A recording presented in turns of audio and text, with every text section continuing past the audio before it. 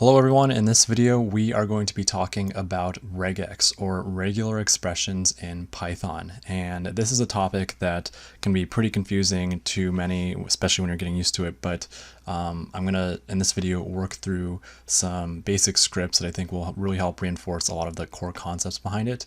So we're going to get started. And so the first thing you're going to do in your Python script is import the actual regex library. So you're just going to say import re, and then what we're going to do is we're going to come up with a sample string that we can change to whatever we want. But in this case, we're going to say that our string is equivalent to the following.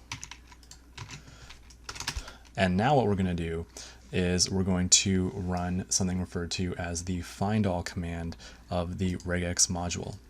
And so what we're going to say is that we're going to declare some variable called x, and this is going to be equivalent to calling the re module and then saying findAll. So findAll is a method within regex, and now we're going to pass in a first argument that is declaring what is the pattern that we are looking for specifically.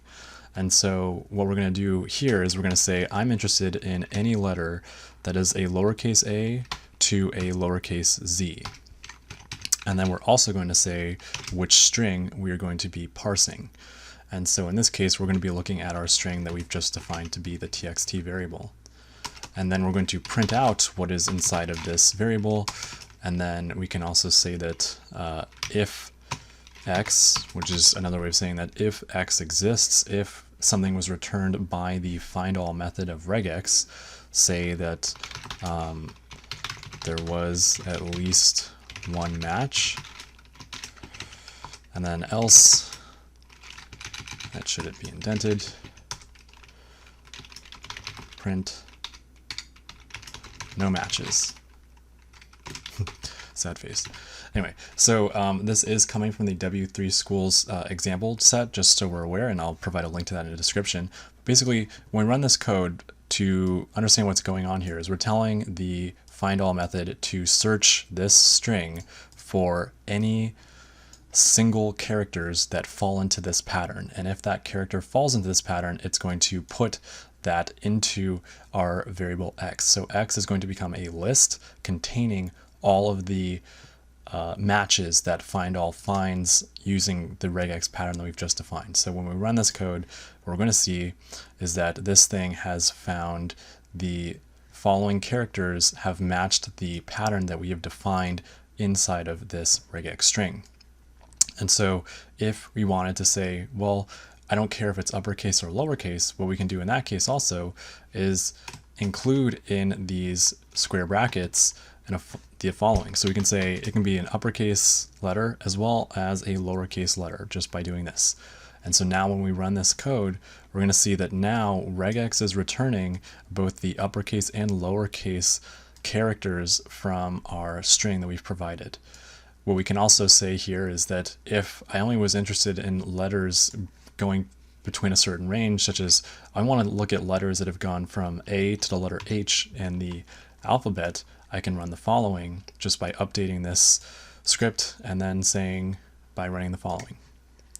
And so we can see only letters that have fallen between that now are put into our X list.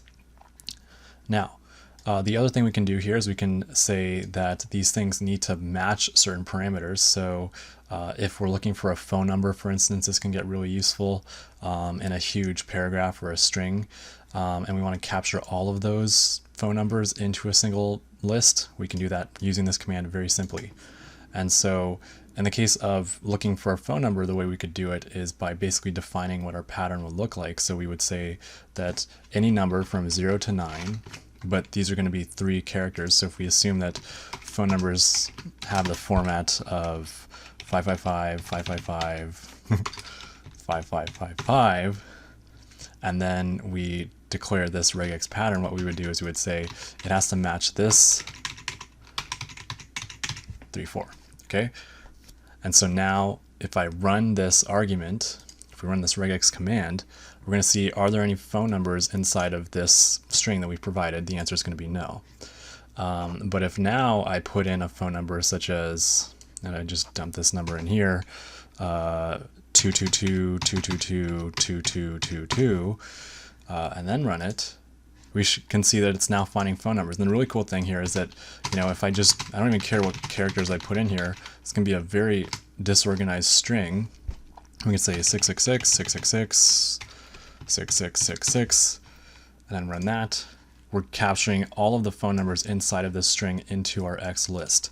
So we can see very quickly how powerful RegEx is doing its job here, because we've defined this pattern to be basically any numerical digit from from 0 to 9, and it has to have this hyphen in between it, and then if a number was in the incorrect format, that would pose some problems. We could just provide additional regex formats in that to find it.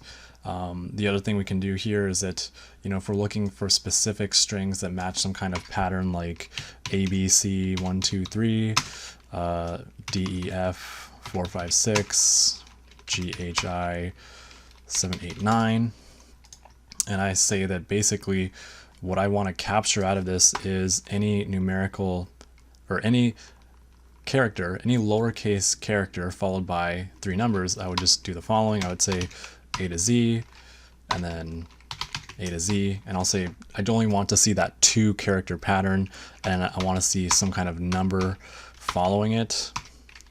And then we run this. What I'm going to expect to find here, and I'll let you pause the video and guess, is basically BC1, EF4, and HI7. So if we run this, we can see that it confirms our hypothesis here. And this is a nice introduction to regex in Python. You can get a lot fancier and view the link on the W3 Schools website to see more examples where you can begin to get fancier with saying that it has to be the last character in a string or the first character of the string or a certain number of matches or what you want to be returned in it.